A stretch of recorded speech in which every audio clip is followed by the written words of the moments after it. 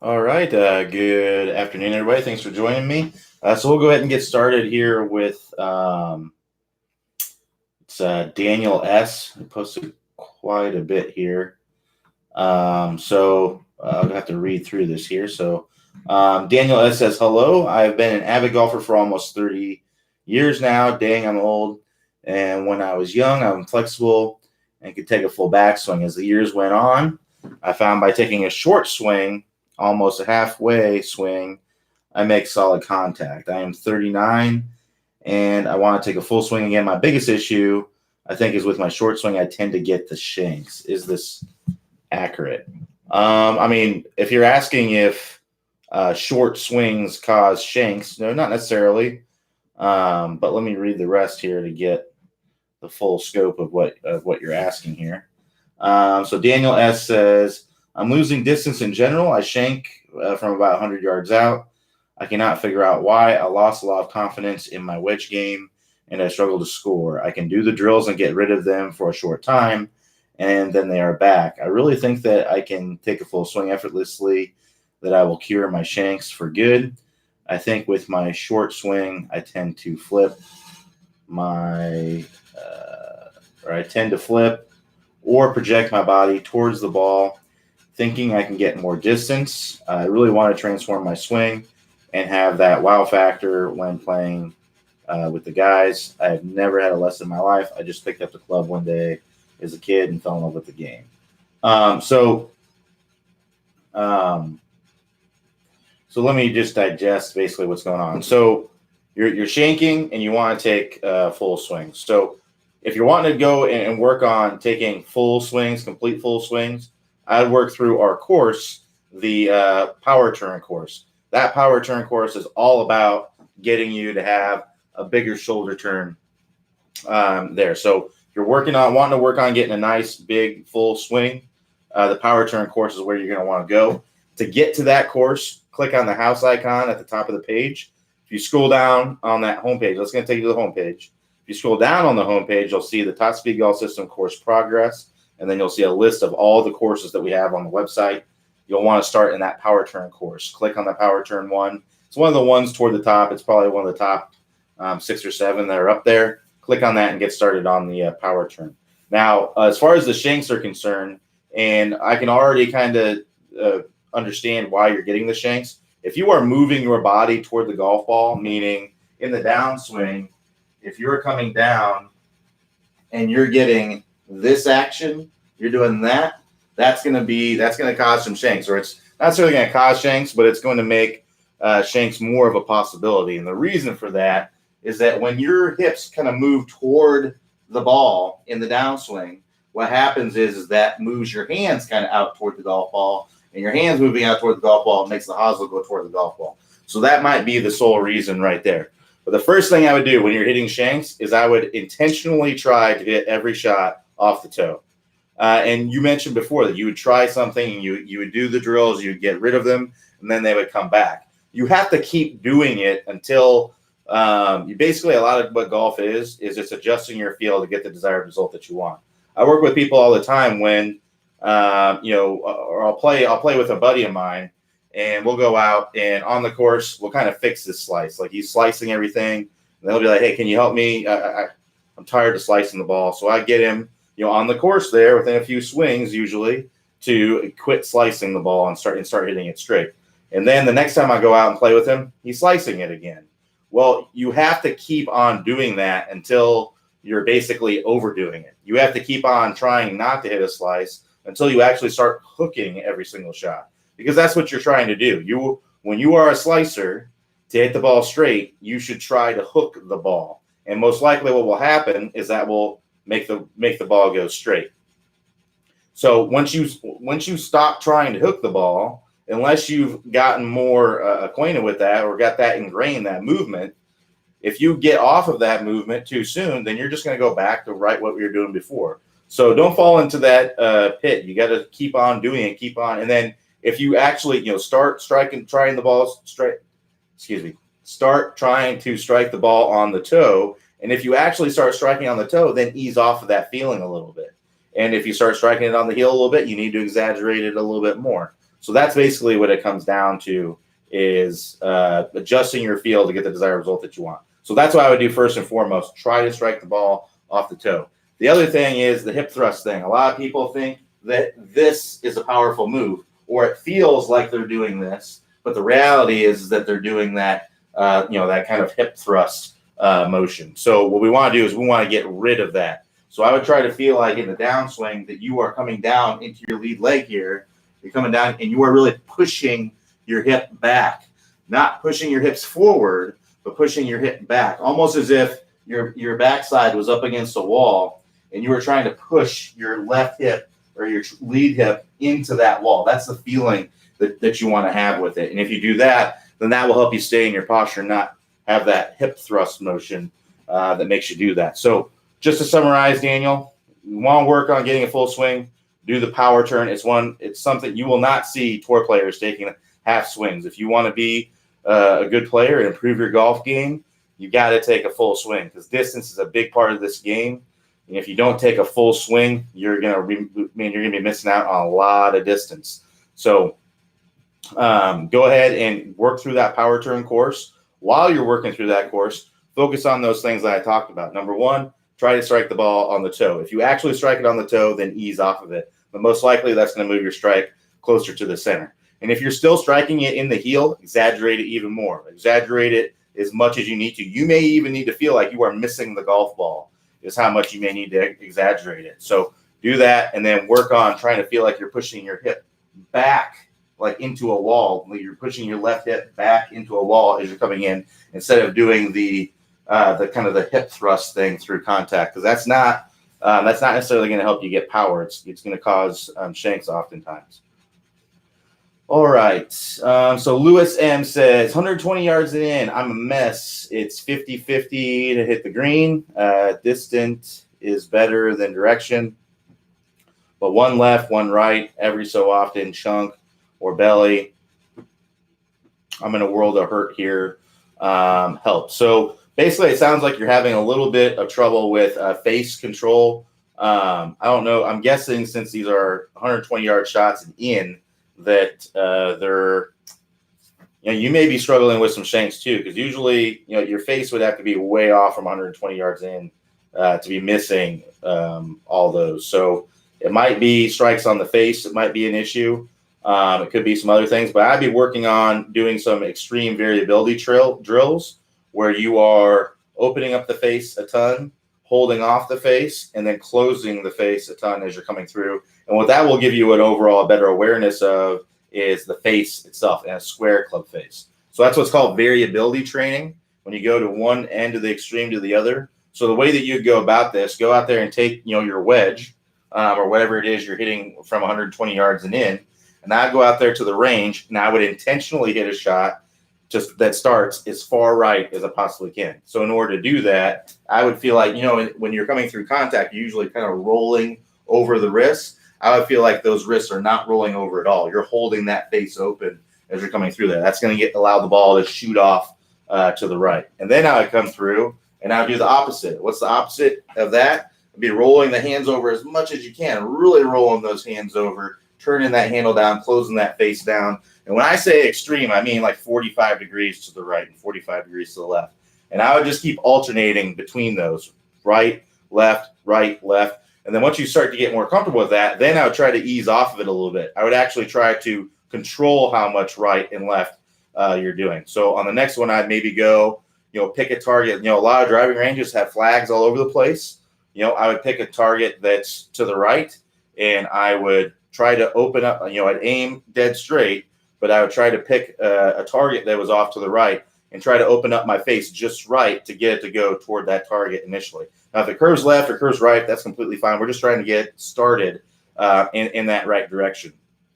And then I would go to the left and try to do the same thing. Pick a flag over there, and I would just keep going right, left, and you keep on hitting the shot until you're successful. So if you go right and you miss it way, way right, starts way, way too far right, try it again and adjust your feeling. Okay, I don't want to hold the face off quite that much. I want to get it to close just a little bit as I'm coming through there, and get it till you get it right. And then I'll go to the left, and I'll keep on going left, right, picking different targets or different directions. Maybe it's 10 yards to the right or 15 yards to the right, 50 yards to the right. Pick different segments and try to control the face to make that happen. And what that will do is that will give you an overall better awareness of where this club face is pointing at contact, and you'll be able to control the starting point of your shot much better. And then after you go through a bunch of that, just try to hit some dead straight shots. And I bet you'll find that those dead straight shots are a lot easier now because doing that left, right, that gives you an overall better awareness of where center is, where neutral is. So that's why I'd recommend doing to work on that for sure. All right. So Daniel A says, the move. I understand the bowing of the left wrist. Won't the club shallow automatically if you start the downswing with your left hip? No, that's actually kind of a myth. And I've heard some instructors kind of say that. And I will say that I don't agree with it. So the reason why I don't agree with it is watch this. I'm going to start my left hip, and I want you to see what happens with the club. Here I go. I'm starting my left hip. My club didn't shallow out, did it? It went like that. So I can totally come down steep. And a lot of times people come down more steep when they try to open up their hips because they don't shallow out the club. Now, what I hear a lot of instructors saying is starting, getting the hips started in those things, it will automatically shallow the club, is because if I go like this, if I just keep everything loosey-goosey here, and if I go like that, my hand going that way makes the club want to drop and shallow out. It does help. It can help you. You obviously need to get the body opening up as you're coming into contact to make that happen. But if you open up your hips and you do this with your elbow, or you do with your wrists, you do this, that's not shallowing the club. You still have to get the club to shallow out. You still have to manipulate it the right way. So moving the left hip does not automatically shallow the club. You still have to shallow out the club, but you do need to get the left hip moving in order to come into contact and be able to be in a good position at contact where you can get forward shaffling to even be able to use the move in the first place. So it doesn't automatically do it, but you definitely need to have proper sequencing in the swing to make the move a lot easier to pull off. So Nikki A says, hi Q, I over-rotate the hips on the follow-through. Could this be why I struggle with shots left? In my perspective, you can't over-rotate the hips. I haven't seen anybody who's physically capable of over-rotating the hips. What is happening, though, is you're probably not in sequence with your upper body. So that you really can't open up your hips too much. You look on tour, you're going to see Dustin Johnson has his hips open 70 degrees or 80 degrees at contact. I mean, it's crazy how open his body is. Justin Thomas, another guy, really, really open hips as he's coming into contact. You really can't open up your hips too much.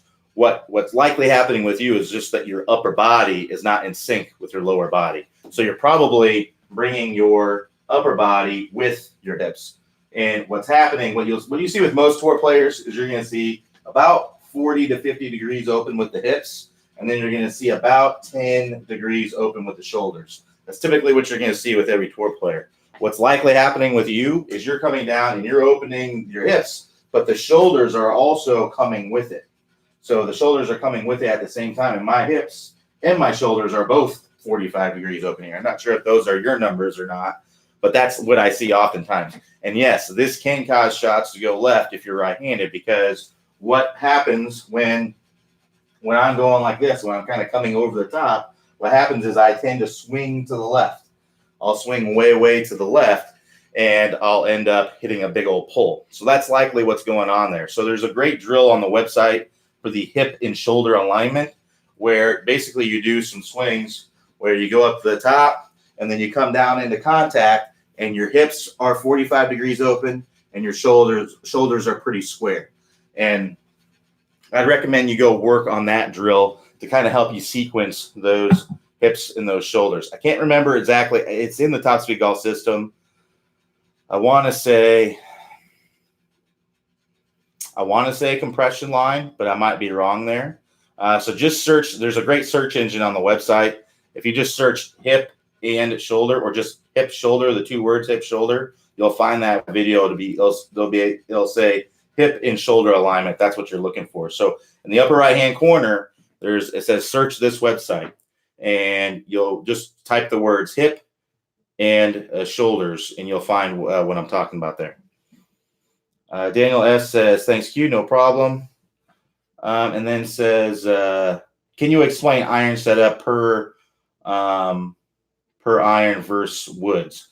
So as far as setup is concerned, I don't change my setup a ton for woods versus, so really my driver is about the only thing there'll be a big difference between an iron. So with a driver, and really a lot of this is personal preference. You can kind of use the same setup with all of them. The only thing that I would really change is ball position. So let me talk about that a little bit. So with an iron, I got an iron in my hands here. With an iron, about every club, with about every iron, and I'll get into that as well, but with any iron, I will have the ball placement about straight down from my lead ear. So I got my good spine tilt here. Got my good spine tilt. My ball position will be about straight down from my lead ear, which puts the ball a little bit ahead of the middle of my stance. That's basically where it puts it. Now, if I'm hitting a wedge, I'll put that about a ball back, which puts it about in the middle of my stance. If I'm hitting a really long iron, like a 3 or a 4 iron, I don't carry a 3 iron anymore, but 4 iron or maybe a 5 iron. If I'm trying to get that 5 iron more up in the air, I might play a little bit more forward.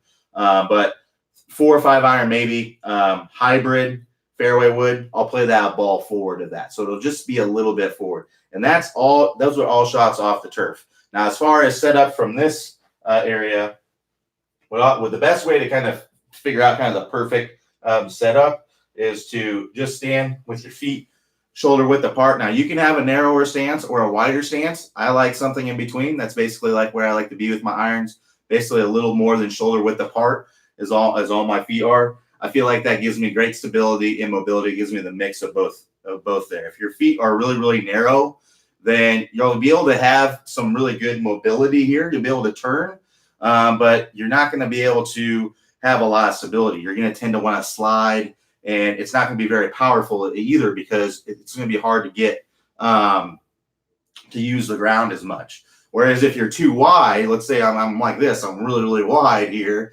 I'm going to have a little bit less mobility here, and I'm not going to be able to, I'm going to be really stable. You're not going to be able to move me much, but I'm not going to be able to turn as much as I'd like to. So somewhere in between is what I like to have. And that's personal preference. If you find narrow stance works better for you, then use that. If a wider stance works better for you, then use that. But I usually like to see students kind of in this area, and this is what I like to use. Now, as far as distance away from the golf ball, easiest way to do that, just get a little bit of flex in the knees there, a little bit of flex. And basically what you want to feel like is more in an athletic position. So imagine if you were getting ready, I'm not sure if you played baseball or anything like that growing up or softball, but if you were playing, shortstop, what kind of position? Would you be kind of standing like this when someone's up to bat? No, you would be kind of like this. You would be in a athletic position. You would have a little bit of bend in the knees so that you can react. That's how you want to be when you are when you're set up to the golf ball.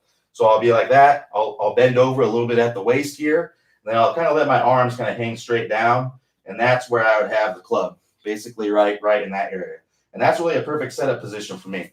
Obviously, we want to be a little bit angled away from the target, like we talked about in the stable fluid spine. That's going to help us to stay more stable as we go up the top and be more angled away into impact. You can be a vertical if you want. It just makes it harder to get those spine angles that are really, really important throughout the rest of the swing. We find setting up nice and angled away, and this is what you're going to see with almost any tour player, is have a little bit of tilt in that spine right to begin with. So that's basically what I'm talking about there. Now, as far as weak grip, strong grip, that's completely personal preference. You can use interlock grip, overlap, baseball grip, 10-finger grip. That's all personal preference there. The only thing that I would say about the grip is you want to make sure you have a short thumb, which basically means you don't want to hold the club like this. Like that would be, this would be considered, this is like extreme long thumb. But you see when I do that, I don't have a lot of coverage on the club. If I have the short thumb, that's a shorter thumb there. Now you can see I've spread my fingers a little bit more onto the grip, and now I'm able to hold on to it more securely. So the easiest way to do that is if you think you have a bone right here on your wrist, you want to have the club kind of right there, and that's going to allow you to have that nice short thumb there. Now, you don't want to be too short with your thumb, right? There's a happy medium there because now the club's in the lifeline of my hand, and now I can't really hinge. So you want to find that happy medium where you can hinge the club, and then you have maximum coverage. And then beyond that, everything else is just kind of personal preference, what works best for you. In general, I generally recommend a stronger grip, especially if you are struggling with a slice, because that's going to help you get the club face more closed. When you slice the ball, it's usually due to the club face being too open or definitely open to the path. So if you are, and what I mean by a stronger grip, I don't mean the pressure that you're putting, the tension that you're putting into the grip. I don't mean that. I mean with your grip, your hand turning on the grip. So that would be considered a weak grip where my thumb is kind of going straight down the shaft, and my the V, you can see there's kind of I create a V there between my fingers. That's kind of pointing straight up to my chin here. That'd be considered a weak grip. Now, if I turn that, now you can see that V is kind of pointing outside my right shoulder or toward my right shoulder. This would be considered a stronger grip, and it's going to be easier to get that face more closed as you're coming into contact if you use that. So if you struggle with a slice, a stronger grip might be a better idea for you. So now, as far as with the difference with the driver, let's go through with the driver. And with the driver, again, it's not going to be much different, but there's just going to be some small things that I do that are a little bit different. So one, I get a little bit wider. And the reason for that is it gives me a little bit more stability because I'm swinging more aggressively with my driver than I do with my irons. That gives me a little bit more stability, makes it easier for me to use the ground. And I'm not so wide that I'm immobile. I'm still able to rotate my hips and things like that.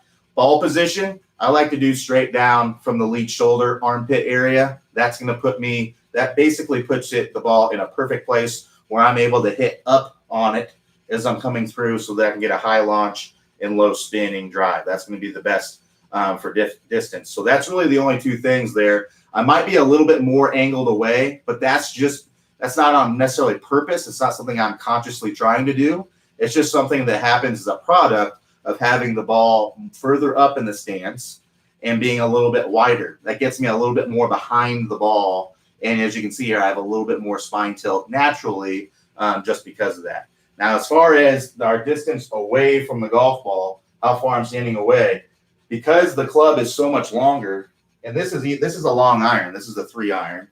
You can see that this club, this is a long iron. You can see that it is, that's a full probably 5-6 inches longer than my longest iron, basically. And if you think about it in terms of, here's a wedge, with a wedge, look how much longer it is than a wedge. It's almost a full, 10 inches or so longer than a wedge. So because the driver is so much longer than all the rest of the clubs, you want to stand just a little bit more upright. So you can stand a little bit more upright, and you'll have a little bit more reach for the club. So remember with the irons, I had a little bit of bend in my knees, and I bent over at the waist a little bit. My arms hung straight down, and that's where I grip the club. You can see that's where it put me with a driver. So with the driver, the difference between an iron and a driver is I stand a little bit more upright and I reach a little bit more. That's the only real big difference there. And it's just because the club is so much longer that you do that. So that's pretty much it for setup. I don't know if you have any more specific questions about the difference. The difference is there. My grip is the same. But the spine angle might be a little bit more angled away just because of the nature of the shot.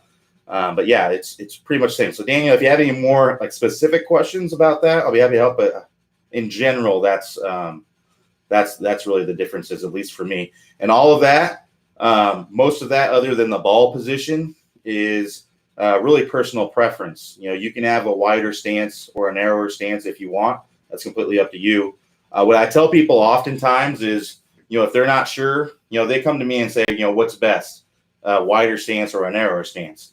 And really, that's kind of a trick question because neither one of them are necessarily best. Now, one's definitely best for you, but I don't know which one it is. It could be either or. It's not what I would call a universal truth. Universal truths are the Top Speed Golf system. That's what every single good player is going to be doing those things in their swing, every single one. But if you look on tour, you're going to see wide and narrow stances, a ton of them. You're going to see lots of differences there. So what I tell people is just go out and hit about 5 balls from one extreme to the other. So I would go to an extremely narrow stance, about as narrow as you can get, feet maybe 6 inches apart or something like that, and hit 5 shots and see what the kind of results that you get and how comfortable you are with that. And then what I do is I just make your stance a little bit wider, then hit 5 more shots. Go a little bit wider, hit 5 more shots, and go all the way to the extreme to where you're about as wide as you possibly can be and hit 5 shots from there and hit every point in between. And in between there, you'll find that usually there's a happy medium there where you were the most comfortable and you got the best results. And that's really what your stance should be in that area. So now some people might be more toward the narrow side. Some people might be more toward the wider side. But usually, it's always going to be somewhere in between that extreme. And the best way to do that is to just test it, see what works best for you. All right. So go ahead and get your questions on there, and I will answer them. We do have, I did want to mention we do have a clinic spot that opened up for not this weekend's clinic, but the next weekend's clinic, the 26th and 27th, I believe it is. So if you got that date open and you weren't able to make it in time, we had a spot open up. Somebody had to drop out. So if you'd like to join that, go ahead and email support and let them know. We're going to be sending out an email, but I thought I would give anybody who is on the office hours a head start here. But I think we're going to be sending out an email probably tomorrow regarding that, or maybe tonight regarding if it hasn't gone out already. I know that we're planning on sending out an email. So if you want to come down to a clinic, go ahead and email our support team. The cost is, I believe it's $9.97 for a clinic, and it's 2 days of instruction here in sunny Orlando. It is absolutely beautiful here right now. Today, the high is 85, and it's there's about a 6-7 mile per hour breeze. Not a cloud in the sky. It's a beautiful day today. I'm actually going to play some golf after this. So that's the kind of weather that it's like down here. So if you're up in the north or somewhere where it's not real nice right now, Orlando's a great place to come. Now, we do have some rain that's supposed to be coming in this weekend. Hopefully it doesn't put a damper on our clinic, but we've only had really one clinic where it rained at all. So, and most of the work, you might think 85, that's pretty hot. And I agree, it is pretty warm, but it's most of our work's done in the morning. The clinic goes from, about 9 a.m. to early afternoon, like 2 o'clock. So we're usually, when we're doing stuff, it's usually the 70s and sunny and beautiful and nice. So highly recommend you come down. We're seeing huge increases, and guys come down 2 days, and the average last time was 13.7. That was our new record. The last group we had, the first group of this clinic season, came down and really, really tore it up. They got 13.7 on average. So I'd love to see some more people come down and get those kinds of gains, be able to go home and start hitting the ball a lot further. So yeah, if you're interested, just email support@topspeedgolf.com and let them know, hey, Quentin talked about a spot that was available in the clinic. I would like to do that. And hopefully someone will get back to you, quickly, so that you can get signed up for it. So,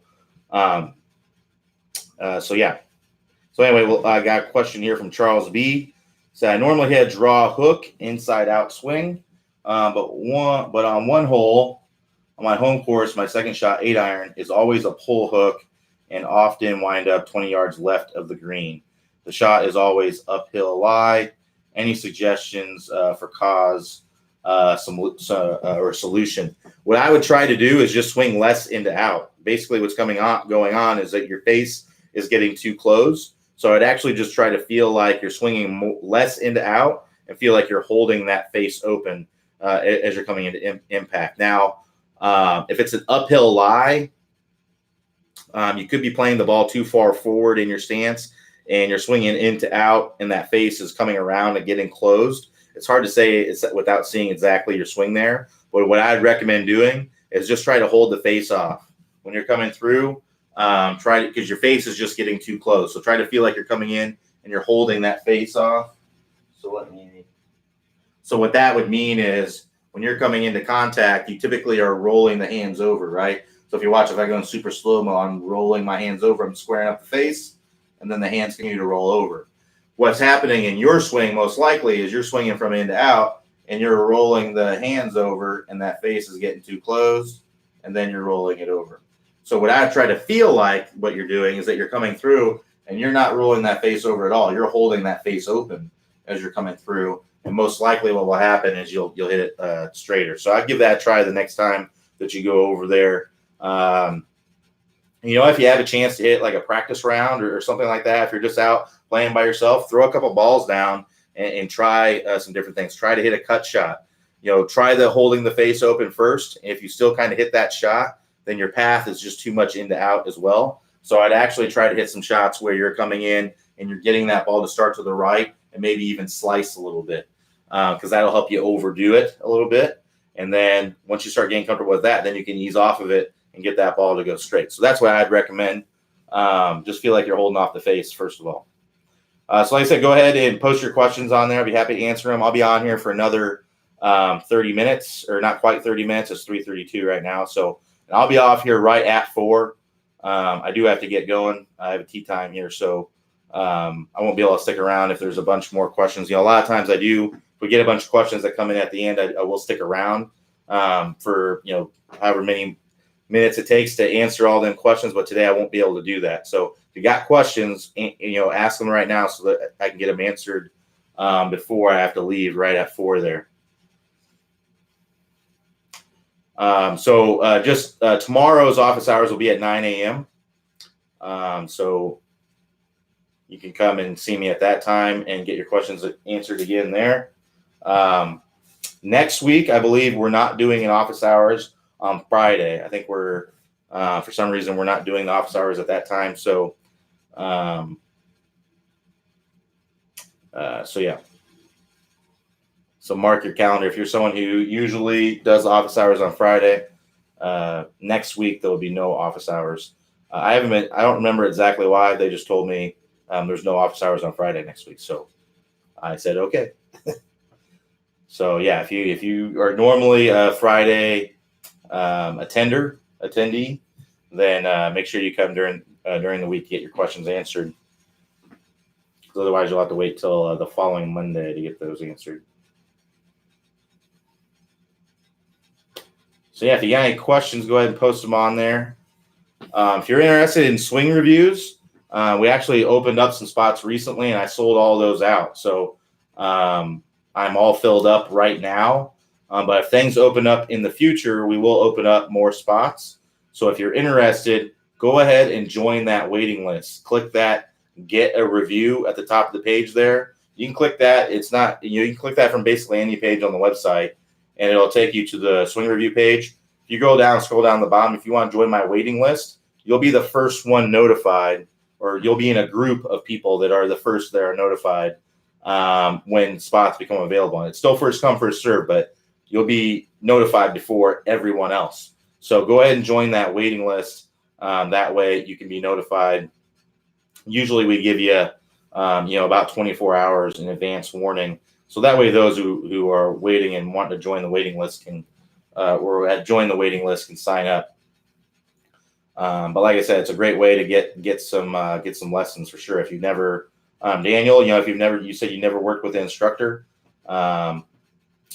I would, recommend, if you had some questions, basically it's like having your own coach you can send your swings to and get some feedback on them. So Nikki A says, is there a certain amount of time that you should spend working on a particular club shot? I was working on chipping and half pitches with good results, and all of a sudden I started hitting the ball closer and closer to the hole or to the hosel and a couple shanks. Is it just overdoing that swing, No, not necessarily. Now, people ask me all the time, is there a particular amount of time that I should spend practicing or things like that? The answer is just how good do you want to be? How important is it to you? If you have a ton of time to practice, then and you want to be good, then I would just practice as much as you possibly can. It's all about. It just depends on what your goals are and things like that. If you're just like a weekend golfer or whatever, a range session once a week is probably just going to be sufficient, but you're probably not going to be meeting like your total potential, right? As if you were really wanting to lower your handicap and get serious about shooting lower scores and things like that, I'd be practicing a lot more. Now, as far as practicing short game causing you to hit shanks or things like that, it could be possible that certain things are creeping into your swing in because you put more time into a part of your game that causes you that maybe you are swinging more from the inside, but it's not costing you strokes. That could be what's going on there. But I will tell you, if you're hitting shanks, the biggest thing that I see with shanks is one is that the body, the hips are kind of moving toward the ball in the downswing. So if that's what's happening with you, I talked about shanks earlier, Nikki. I'm not sure if you were here, but basically, what I see oftentimes people who shank the ball is that their hips are moving toward the ball in the downswing. So they're coming down and the hips are kind of going like that. And when you do that, it takes away space from your arm. So I'm not sure if working on your short game has caused you to kind of do that, but it maybe that's what you do in your chipping game, which you don't want to be doing either. In your chipping game, you want to be opening up the body as well and not moving your hips toward the ball. So I'd be working on trying to drive that hip back and out of the way instead of kind of doing that hip thrust. The other thing I would do with when you're hitting shanks is to intentionally try to strike it on the toe. So that might be the only thing that you need to do is instead of hitting it on, trying to hit it on the center, try to hit it on the toe. This is called adjusting your feeling to get the desired result that you want. If your feeling is that you're hitting it in the center of the face, but the reality is that you're hitting in the hosel, then adjusting your feeling to hit it on the toe will most likely put it in the center of the face. So that I would do that as well.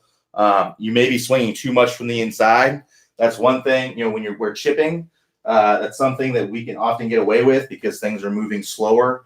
And the club doesn't want to kick forward through impact as much.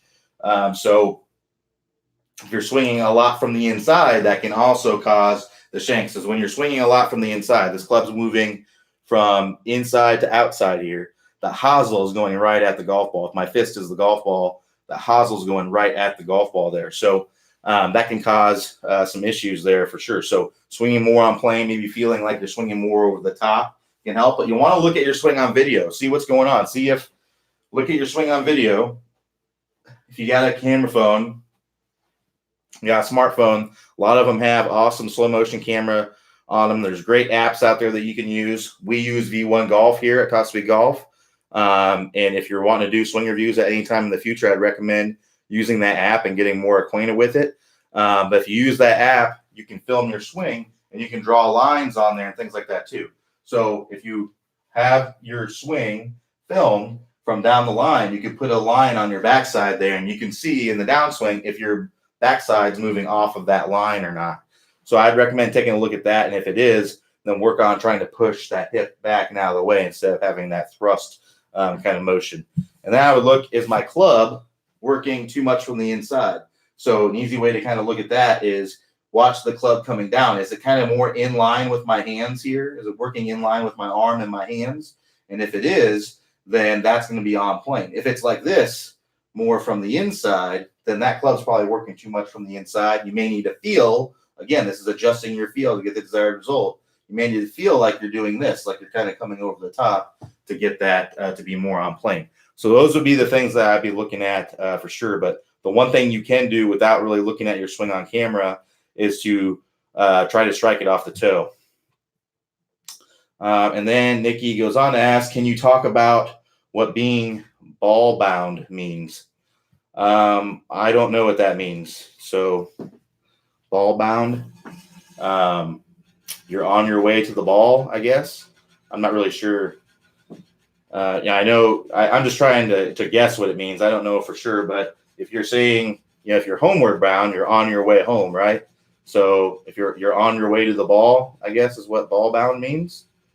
Um, Maybe if you use it in a sentence, I might be able to guess more of what it means. But yeah, I never even heard that before. Ball bound. Got me on that one. Stumped me. So yeah, we got about a little less than 20 minutes left here. So go ahead and get your questions posted on there.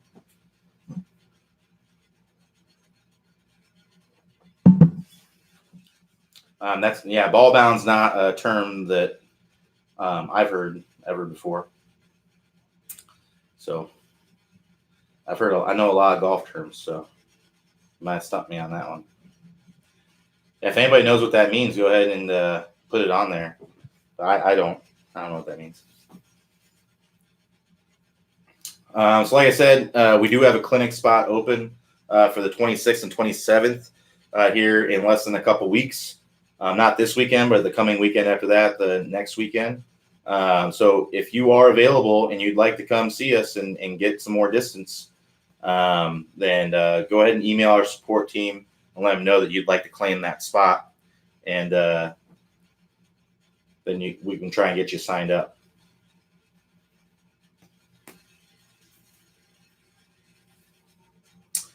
So go ahead and post your questions on there.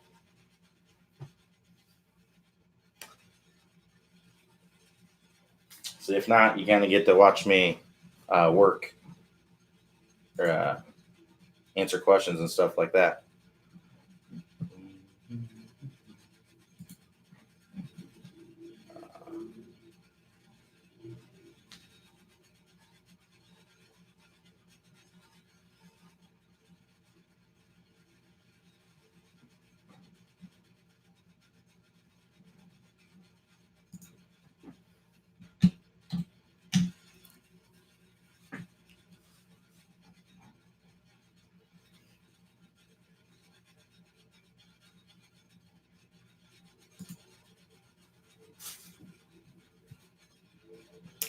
Any questions about Top Speed Golf System, the 20-minute distance fix? If you're someone who is looking for distance, I highly recommend that 20-minute distance fix. Even if you're not necessarily looking for distance, then I would highly recommend doing that 20-minute distance fix. Everyone can benefit. The only people who would not benefit from getting more distance are people that are just hitting huge slices or having trouble just making contact to begin with. Those are really the only people that I would say shouldn't do the 20-minute distance fix, because it's not going to help you. You're just going to hit it further out in the woods, and it's just going to make it more difficult for you to hit the center of the club face. But if you're not in that category, if you're someone who basically, if you're anywhere under a 15 handicap, this is definitely for you, because that means that you're not hitting it in the woods. You can't really be a 15 handicap and hit half your shots in the woods. That's not going to work. So probably even a 20 handicap, I would say.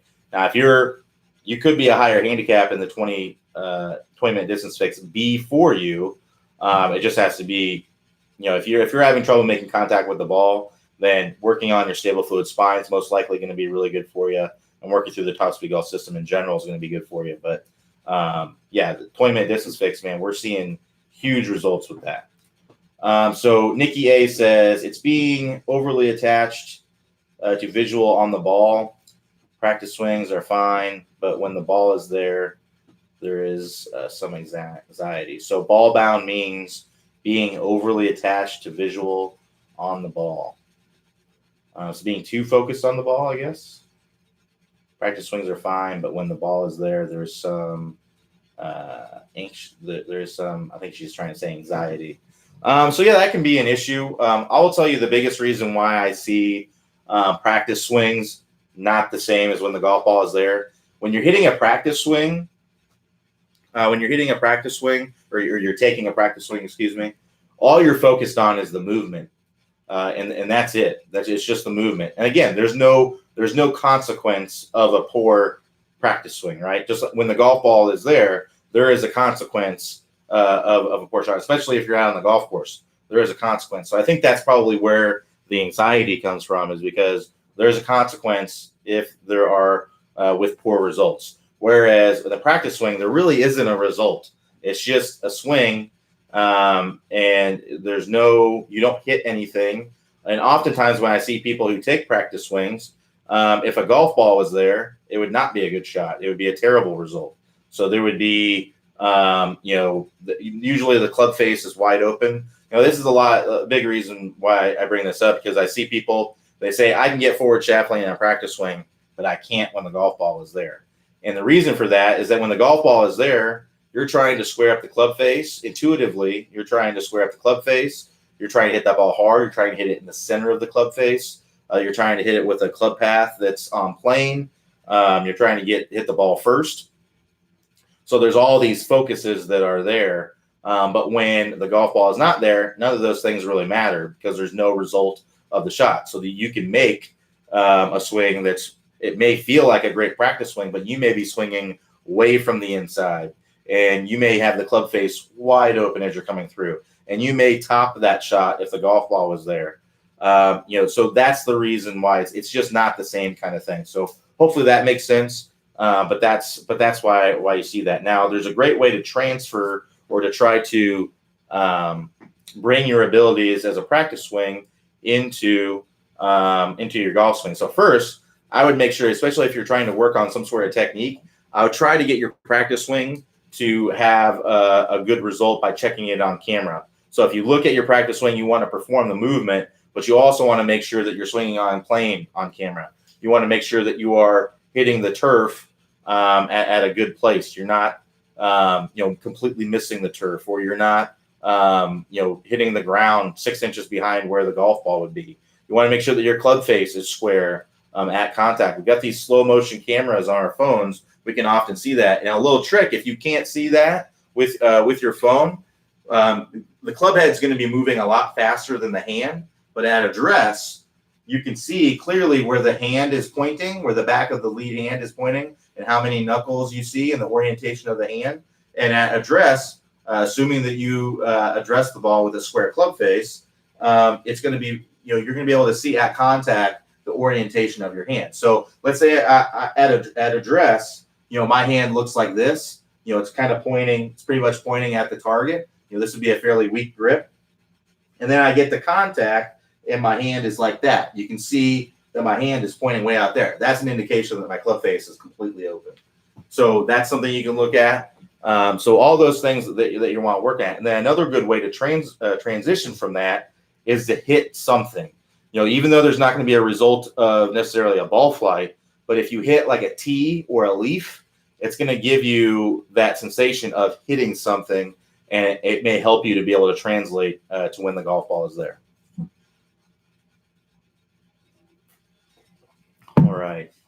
So it looks like we got some questions posted on here now. Nikki A, I hope that helped. Jim S says, okay, so you're not a medical person. No, I'm not a doctor, if that's what you're asking. Says, but I'm curious if you've ever heard of a grip pressure leading to joint pain.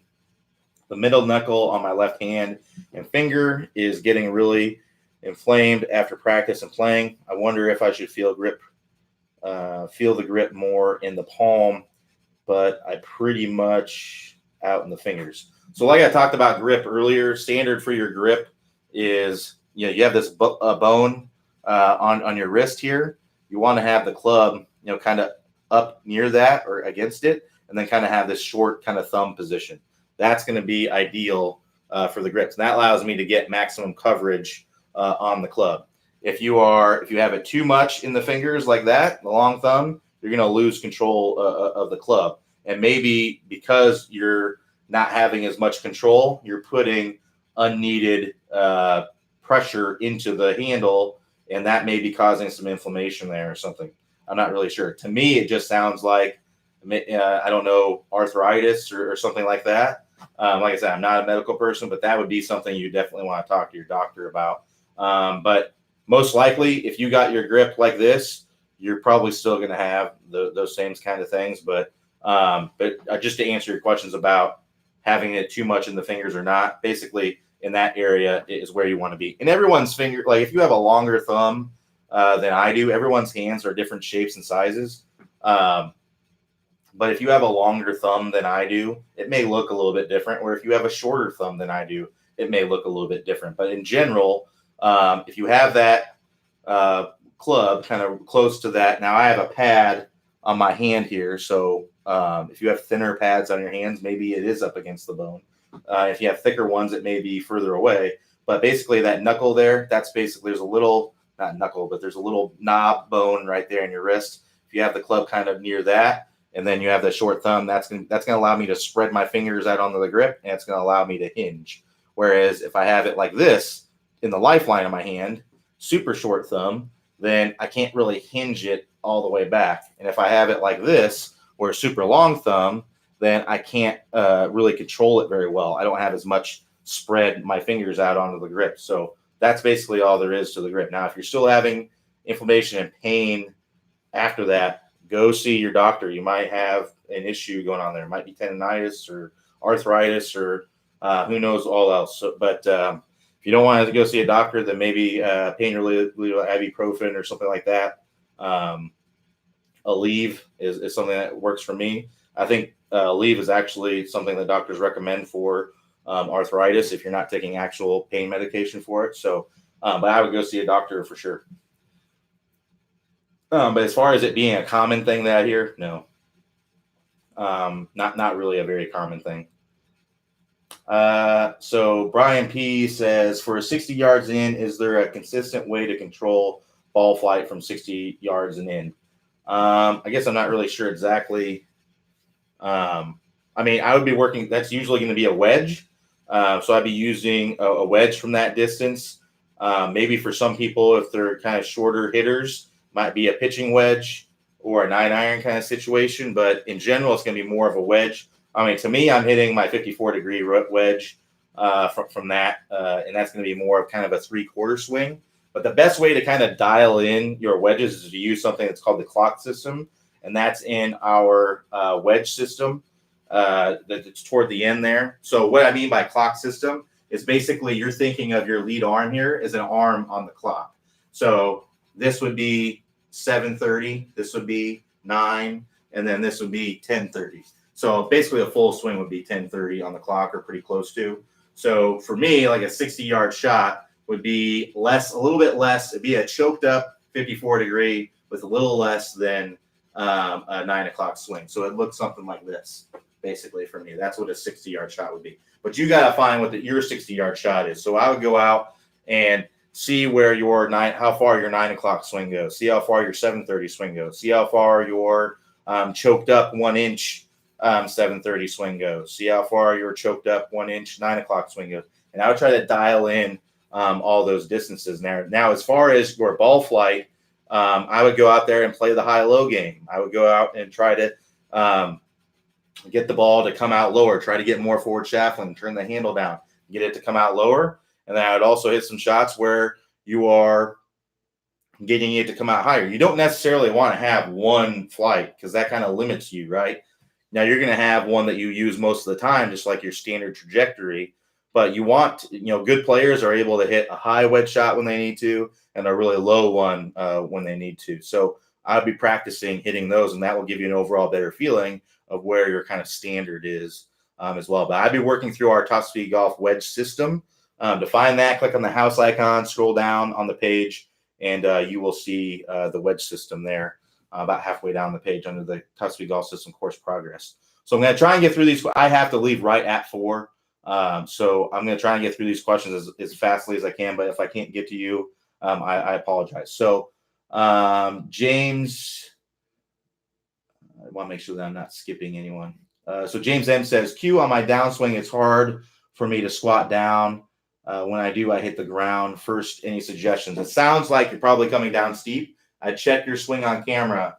Look from down the line and see if you are, because if you are steep like this and you kind of do a squatting move, you're going to throw that club right into the ground. So we need to get that club shallowed out and get the club face squaring earlier so that when we do the squat, we can rotate into contact. It would look like this. So I'm shallowed out, I'm rotating into contact, and I have this is an exaggeration, but I'm getting down lower and I have forward shaft laying on square club face. So that's going to be the move. The move is going to be what you want to work on. Again, click the house icon. scroll down on the page and go to the move course and get started there. But you'll need to look on camera to see if you're coming down steep. And just to reiterate what steep means is if you're pausing the swing about right here when the lead arm is parallel to the ground, draw a line along the shaft all the way down to the ground in line with the shaft. If that is pointing inside the golf ball at all, you are steep and you need to get that club shallowing out. But the move is going to help you with that.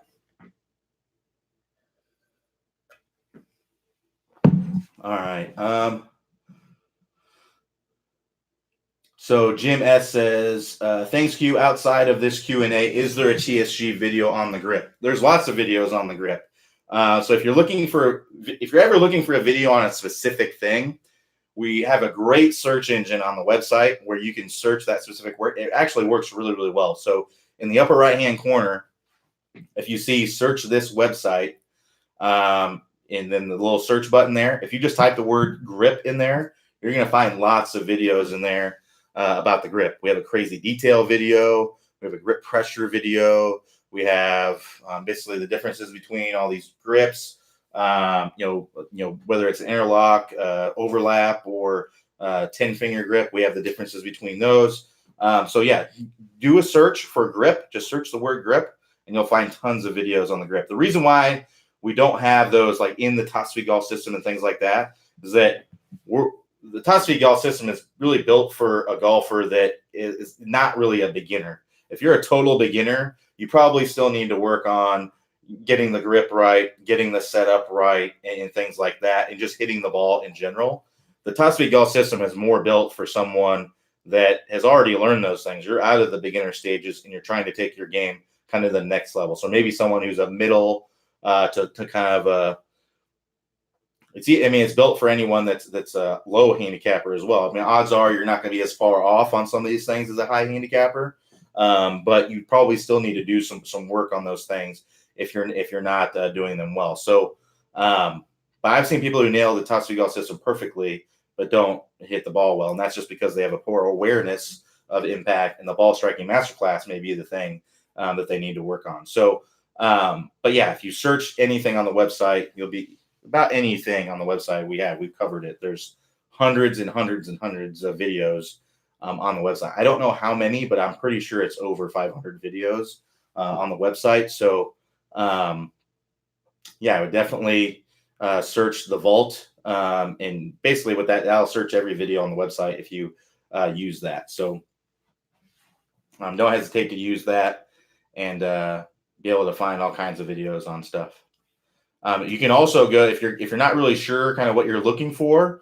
We also have the vault categories. So we have all the courses, which to see all the courses, you can click on the house icon. That'll bring you to the home page. And then if you scroll down, you'll see the Top Speed Golf System course progress. You'll see there's like 20 or so courses that we offer. So, and they range from anything from slicing to mental game to hooking to chunking, topping, the Top Speed Golf System, the distance fix, all of those things. We do all of those things. So if you're looking to work on any of those are kind of like the main things that we hear people wanting a course for. But everything else we cover basically in the vault. And to get to the vault categories, if you go to the top of the page, you'll see the instruction tab. If you hover your mouse cursor over that instruction tab, don't click on it, just hover your mouse over it. It'll expand a menu and you'll see 20-minute distance fix, Top Speed Golf System. And then about halfway down on that drop down, you'll see vault categories. If you click on that, it'll take you to a bunch of vault categories, anything from distance. We have just a general kind of random vault, specialty shots vault. We have a crazy detail vault. There's all kinds of vault categories. So check that out if you're ever looking for something specific as well. So I'm going to get off of here. Thanks everybody for joining me. It's right at 4:00 right now. So thanks everyone for joining me today. I'll be back here tomorrow, 9 a.m. Eastern time to answer your questions. Take care, everybody.